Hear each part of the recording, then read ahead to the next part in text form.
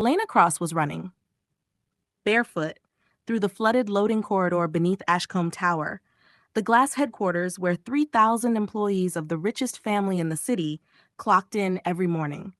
Her intern badge was clenched so tight in her fist that the plastic edge sliced into her palm, drawing blood. Behind her, water hissed from a burst pipe onto exposed wiring. Above her, in the atrium, the video was already playing on every screen, shared 4,000 times in 11 minutes.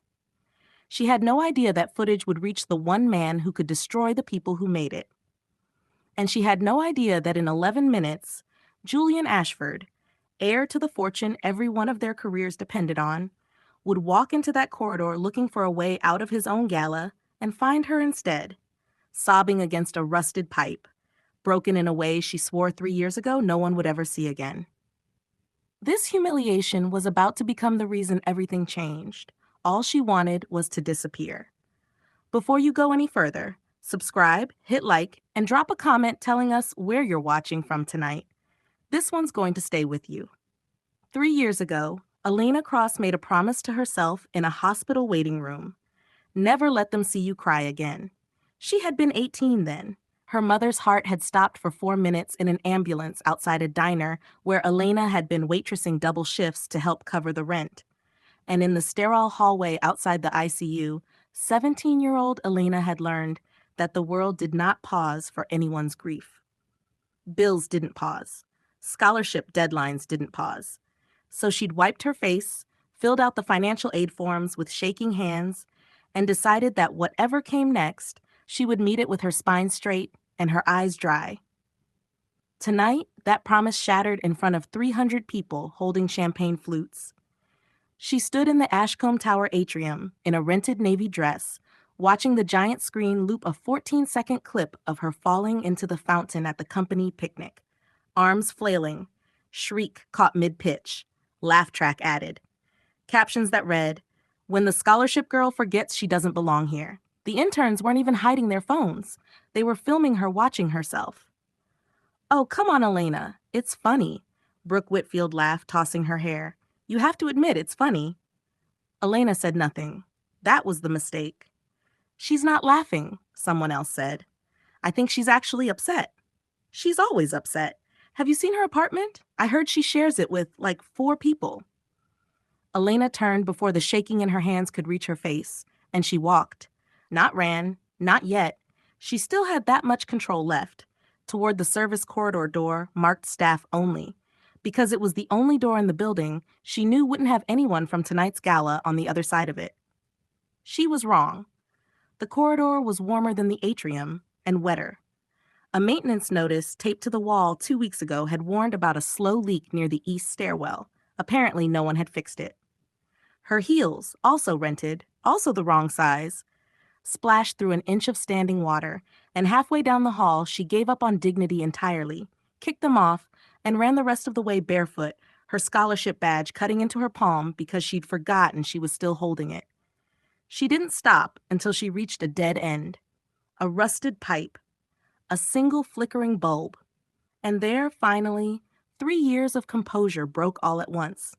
And she slid down the wall and sobbed, the way she had promised herself she never would again. Not for her mother, not for the shame of that hospital hallway, and certainly not for a room full of people who had decided her worth before she ever opened her mouth. She did not hear the footsteps until they stopped, 6 feet away. "That door's not supposed to open from the mezzanine side," said a man's voice, low, startled, and entirely unbothered by finding a stranger in tears on the floor of a flooded corridor. "Neither is this one, technically. I think we're both somewhere we're not supposed to be." Elena's head snapped up. She knew that voice. Everyone in the building knew that voice.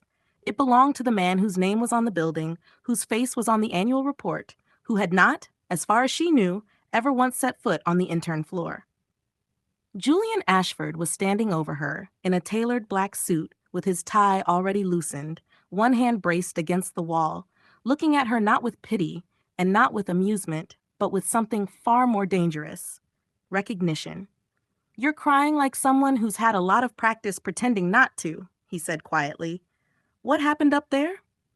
And Elena Cross, who had sworn no one would ever see her broken again, realized with a jolt of pure dread that the one person in this entire building capable of ending her career with a single sentence had just watched her fall apart completely, and he wasn't leaving. She scrambled to her feet too fast, her bare foot slipping on the wet concrete, and Julian's hand shot out and caught her elbow before she went down a second time that night. His grip was steady, careful, the kind of touch that asked permission even as it acted. "I'm fine," Elena said, which was a lie so transparent she almost laughed at herself for saying it. "You're standing in 3 inches of water with no shoes on, holding a badge that's cutting into your hand," Julian said. He nodded at her fist. She hadn't even noticed she was still bleeding. "That's not fine. That's just upright." She pulled her arm back, putting distance between them, and pressed her bleeding palm against her dress, leaving a small dark stain on the navy fabric she'd have to explain to the friend she'd borrowed it from. "With respect, Mr. Ashford, I don't need. This isn't something you need to worry about."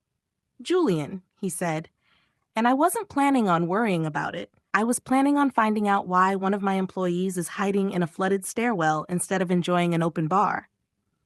A pause. "But now that I've seen your hand, I'm worried about it anyway. That's inconvenient for both of us." There was something in the dry, self-aware way he said it that caught her off guard. She had expected. She wasn't sure what she'd expected. Pity, maybe.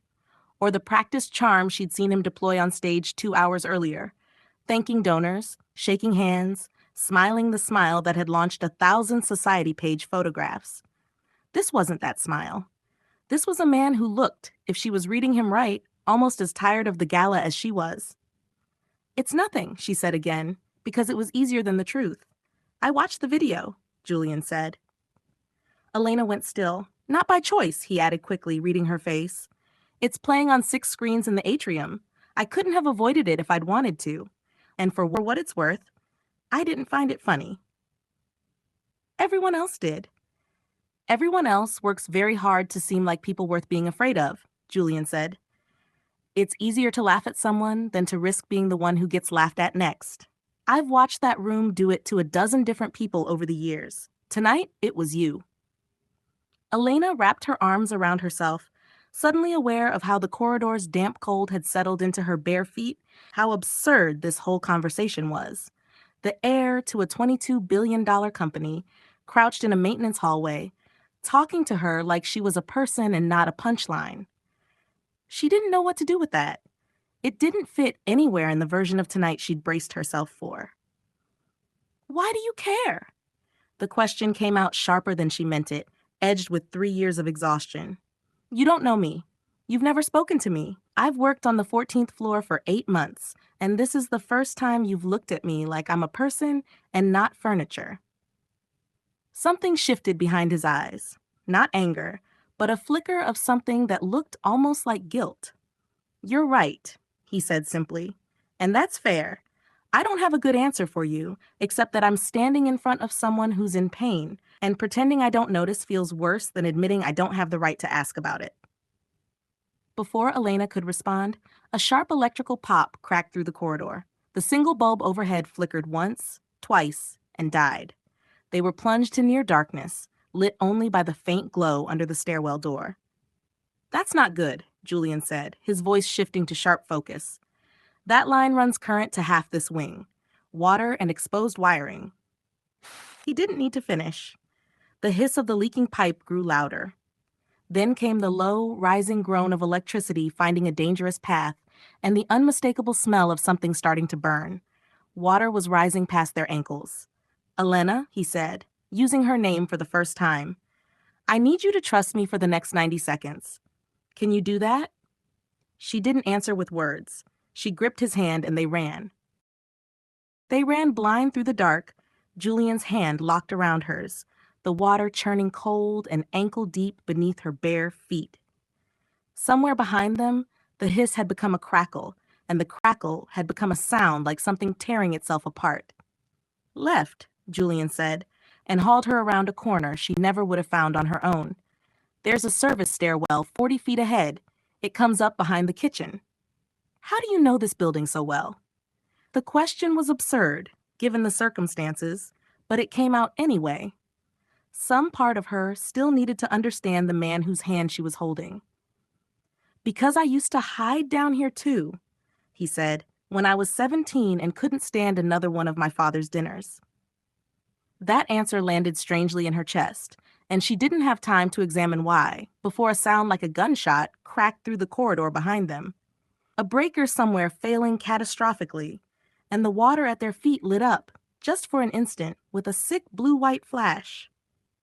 "Don't stop," Julian said, and they didn't, until they hit a metal door, and he threw his shoulder into the release bar, and they burst out into the blinding fluorescent light of a kitchen prep station, startling two caterers mid-plating who stared at the company's heir and a barefoot, soaked intern like they'd fallen out of the sky.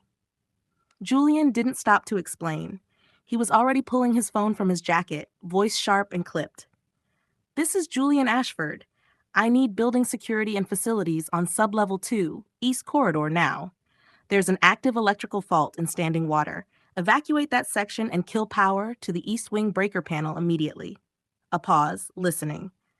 "I don't care whose gala it is. Do it." Only once he'd hung up did he seem to remember Elena was still there, dripping, shivering, staring at him. "You just shut down your own party," she said. "I shut down a fire hazard that happened to be underneath my own party," Julian said. "The party can survive without the East Wing lights for 20 minutes. A person can't survive an electrocution." He looked at her properly for the first time since the kitchen lights had hit them. Really looked at her soaked dress, her bare bleeding feet, the mascara tracked down her face that no amount of fluorescent lighting was kind to, and something in his expression softened again, that same unguarded look from the corridor. "You're freezing." "I'm fine," she said, for the third time that night, and for the third time, neither of them believed it. He shrugged out of his suit jacket without asking and settled it over her shoulders before she could protest, and the gesture was so simple and so unlike anything anyone had done for her in longer than she could remember that it nearly undid the last of her composure right there in front of two very confused caterers holding trays of miniature quiches. "Thank you," she managed. "Don't thank me yet," Julian said, and for the first time that night there was the faintest ghost of a smile. "You still have to walk back through that atrium in a soaked dress and my jacket, past 300 people who just watched a video of you falling in a fountain." Elena's stomach dropped. She had, in the chaos of nearly being electrocuted, briefly forgotten that the humiliation upstairs was still waiting for her, untouched by anything that had just happened in the dark.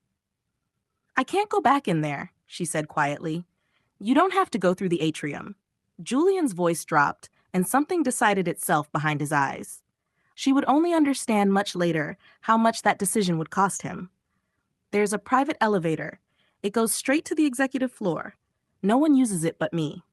"Why would you take me there?" "Because," Julian said, his voice quieter now, "I don't think you're the only one in this building who's tired of being watched tonight." He didn't wait for her answer. He simply turned toward a plain, unmarked door at the far end of the kitchen, and Elena, dripping wet, barefoot, wrapped in the heir's jacket that smelled of cedar and expensive cologne, followed him anyway. She had no idea this single choice was about to unravel everything she thought she knew about Ashcombe Tower, about Julian Ashford, and about the fire that had, in fact, been no accident at all. In the small private elevator, the only sounds were the hum of cables and drips of water pooling at Elena's bare feet. "How long have you actually wanted to disappear?" Julian asked quietly.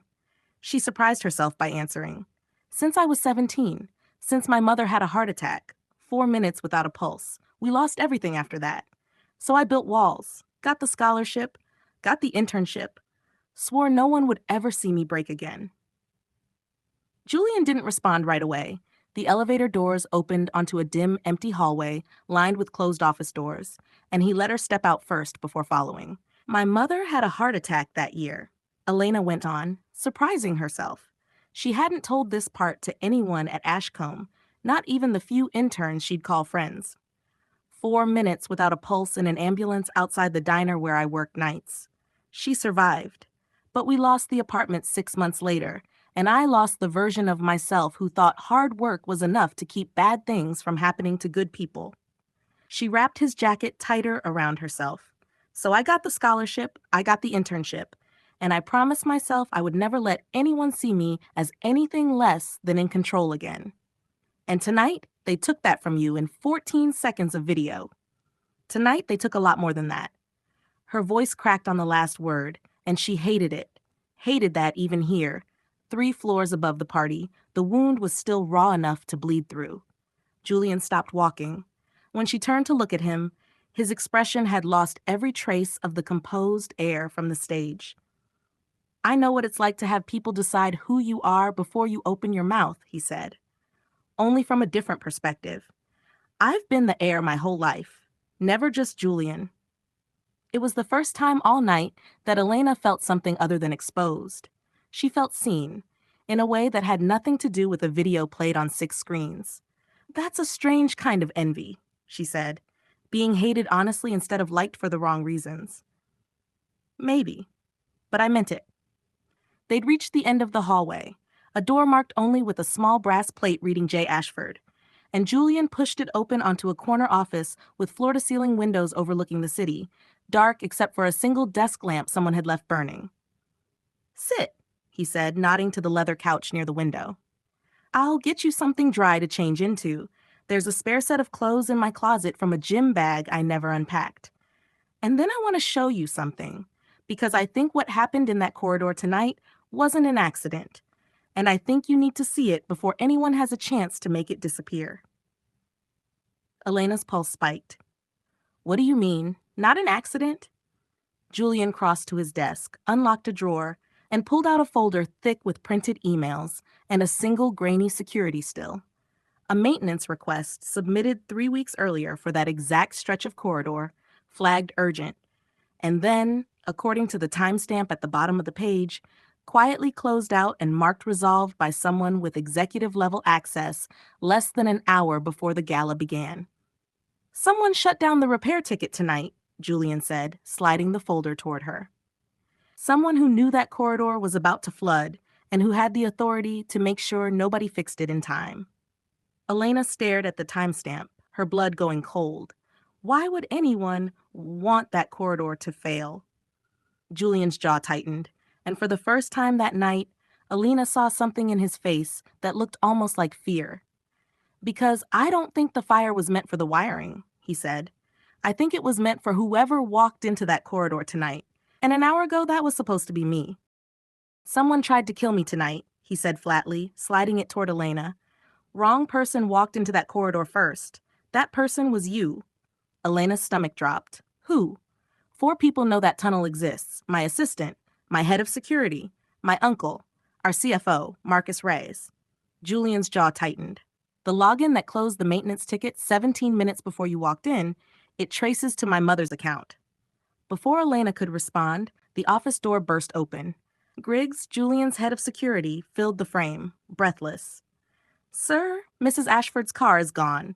She left the gala an hour before the incident. Nobody can reach her. Julian was already moving, grabbing his phone. Pull every camera on the East Wing exits. Now. Elena followed him into the hallway, still barefoot, still wrapped in his jacket, adrenaline burning through the last of her exhaustion. Griggs led them to a security room where 3 monitors flickered to life. Grainy footage of a silver-haired woman moving briskly through a service exit at 8:41 p.m., phone pressed to her ear. That's not incapacitation, Julian muttered. That's an alibi. Or a confession, Elena said. She wanted to be seen leaving before it happened. Julian looked at her sharply, something like respect flickering across his face. You think fast. I've had practice reading people who lie for a living, Elena said. Rich kids at prep school. Rich adults aren't that different. A new voice cut through the room. Sir, we have a problem. A junior tech spun a monitor toward them, a live feed from the parking structure. Marcus Reyes, the CFO, was climbing into a black SUV alongside 2 men Elena didn't recognize. That's not board business, Julian said. Track that plate. The SUV peeled out of the garage exactly as Julian's phone lit up with a text from an unknown number. Stop digging. The next accident won't miss. Elena's hand found Julian's arm without thinking. They know you're onto them. They know we're onto them, Julian corrected, and something passed between them in that instant. Fear, yes, but also the electric certainty of two people who had, in the space of one catastrophic night, become each other's only ally. They didn't have time to think about what that meant. Griggs was already moving. Sir, I'm calling this in. Actual police, not internal security. No, Julian said. Not yet. If my mother's involved, one leak to the wrong desk, and she disappears behind lawyers for a year. I need proof first. Proof of what, exactly? Elena asked. That she wanted you dead? Or that she's covering for someone who does? Julian didn't answer immediately, and in that silence, Elena watched calculation replace grief in his eyes. The same shift she'd seen in herself the night her mother's heart stopped, the moment survival took over feeling. She recognized it because she'd lived it. There's a server room on this floor, Julian said finally. Backup logs the main system doesn't touch. If someone's been tracking my calendar for 2 weeks, there'll be access requests. I need to see who's actually been watching me. They moved fast through empty corridors, Elena's bare feet slapping cold marble, Julian's jacket sliding off one shoulder as she struggled to keep pace. When they reached the server room, the badge reader blinked red, access denied, on Julian's own credentials. That's impossible, he muttered. I have master clearance. Someone revoked it, Elena said. Tonight. Julian's face went pale in the fluorescent light. That means whoever did this isn't hiding from security. They are security. A door slammed somewhere down the hall. Footsteps, more than one set, moving with purpose, moving toward them. We need to move, Elena said, echoing his own words from the flooded corridor 2 hours earlier. And this time it was her hand that found his. They ducked into a stairwell as the footsteps passed, and in the dark, pressed shoulder to shoulder, breathing hard, something shifted between them that had nothing to do with danger. Julian looked at her. Really looked, the way he had in the corridor, except now there was no distance left to hide behind.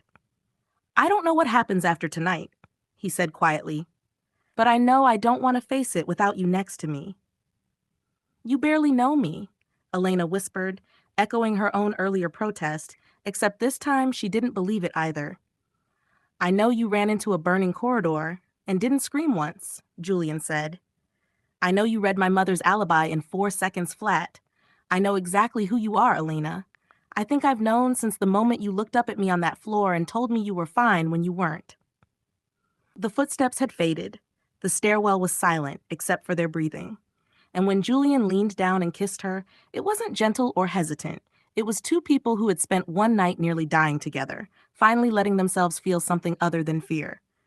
Elena's phone, forgotten in her clutch since the atrium, buzzed once against her hip. A text from an unknown number. He kissed you. Good. Now you're both targets. Elena's blood turned to ice. She showed Julian the screen. His face hardened instantly, all the warmth from a moment ago replaced by something sharp and dangerous. Whoever sent this is watching us right now, he said, scanning the stairwell. Cameras or someone physically close. Or both, Elena said, already moving toward the stairs going down instead of up. If they wanted us dead, they'd have done it already. This is a warning, which means they need us alive, for now. Julian stared at her. How do you know that?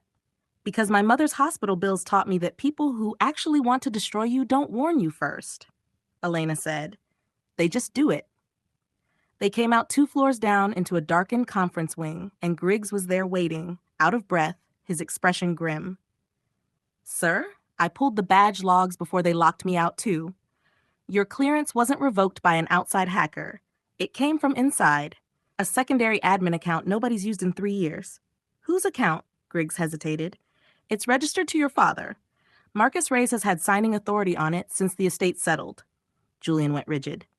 Reyes isn't just involved. He's running this. There's more, Griggs said. Security caught Reyes' SUV on traffic cameras, not leaving the property. It circled back. He's still here, sir. Sublevel 3, the old records vault. 10 minutes ago. Elena grabbed Julian's arm before he could bolt toward the elevator. If we walk in there alone, we hand him exactly what he wants.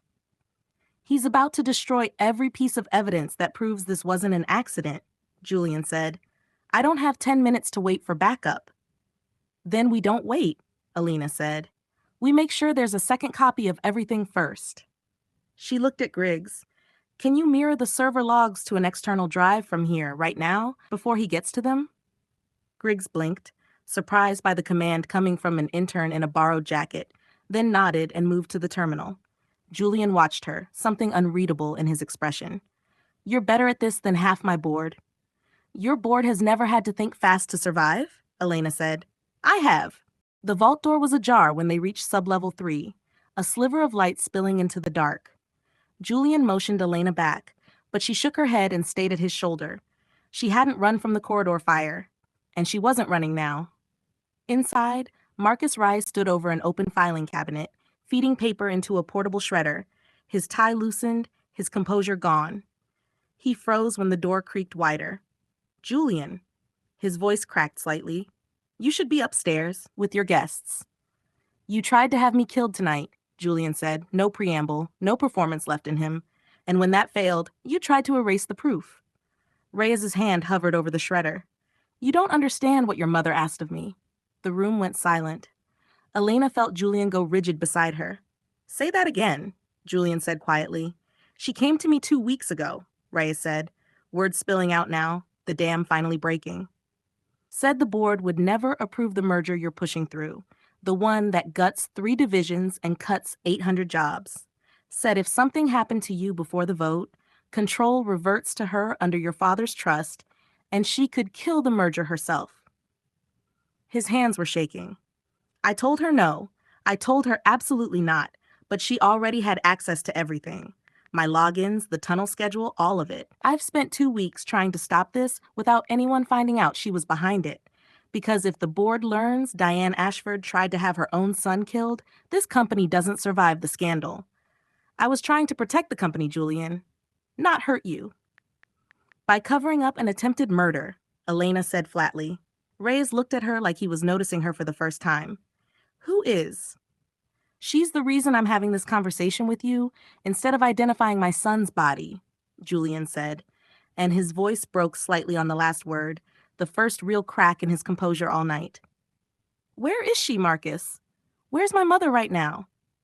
Reyes's eyes flicked toward the vault's rear exit, toward the private garage beyond it, and Elena understood a half second before Julian did. "She's not running," Elena said. "She's finishing what she started." They ran. Julian didn't wait for security, didn't wait for Griggs, didn't wait for anything except Elena's hand finding his as they burst through the garage exit into the cold night air. Diane Ashford stood beside her car, phone to her ear, her elegant composure from the gala fully restored, as if the last 3 hours had never happened. She turned as they approached, and for a moment, something almost like relief crossed her face at the sight of her son alive, before it hardened back into calculation. "You weren't supposed to survive that corridor," she said quietly, "and you certainly weren't supposed to bring company." "Say it," Julian said, his voice raw. "Say what you did." "I did what your father never had the spine to do," Diane said. "Protect this family from a merger that would have gutted everything he built to feed your ego. You were never going to listen to reason, Julian. You never do. So you tried to kill me." "I tried to save the company," she snapped, and for the first time her control slipped, grief and fury tangled together in her voice. "You have no idea what it's like to watch someone burn down everything you love and call it progress." Sirens rose in the distance. Griggs, true to form, hadn't waited for permission this time. Diane's eyes cut toward the sound, then back to her son, and something in her face finally terribly softened into resignation. "I never wanted it to be you in that corridor," she said, quiet now. "I want you to know that, whatever happens next." "It doesn't matter what you wanted," Julian said. "It matters what you did." Security cars flooded the garage entrance. Diane didn't run. She simply stood there, composed even in defeat, and let them take her, her last look at her son unreadable in the flashing lights. Elena felt Julian's hand tighten around hers, shaking now that the danger had finally, truly passed. "It's over," she said softly. "No," Julian said, watching his mother disappear into a police car. "It's just starting. The board vote, the scandal, all of it." He turned to look at her, and despite everything, despite the wreckage of the night behind them, something steady lived in his eyes when they landed on her. but I don't want to face any of it without you. 3 months later, Elena stood in the same atrium where it had all begun, except this time there was no video playing on the screens, no laughter aimed at her expense. Ashcombe Tower had a new board structure, a merger renegotiated to save the jobs Diane had claimed to be protecting, and a CFO cooperating with prosecutors in exchange for a lighter sentence. Diane Ashford's trial was set for spring. Elena wasn't an intern anymore. Julian had created a position for her in corporate strategy the week after the story broke. Not out of guilt, he'd insisted, but because no one on his executive team had thought faster or clearer under pressure than the barefoot woman who'd walked into a flooded corridor and refused to be erased. Brooke Whitfield had quietly resigned before her father could be asked to explain his daughter's role in circulating the video, then a strange twist neither of them had seen coming had ultimately saved Julian's life by putting Elena in that corridor first instead of him. "You ever think about it?" Julian asked, finding her by the window, 2 glasses of champagne in hand. "How different tonight would look if you'd never run down those stairs?" "Every day," Elena admitted, taking the glass. "I keep landing on the same thought, though, which is that I spent 3 years promising myself I'd never let anyone see me broken again," she said. "And the one time I broke that promise, it turned out to be the most important night of my life." Julian smiled. Not the practiced, camera-ready smile from the stage months ago, but the real one. The one she'd first seen in a dark, flooded corridor when he'd asked her what happened and actually meant it. "For what it's worth," he said. "I'm glad you broke it too." Outside the windows, the city glittered on, indifferent to the small, quiet miracle of 2 people who had found each other in the worst hour of their lives, and chosen, against every reasonable odd, to stay.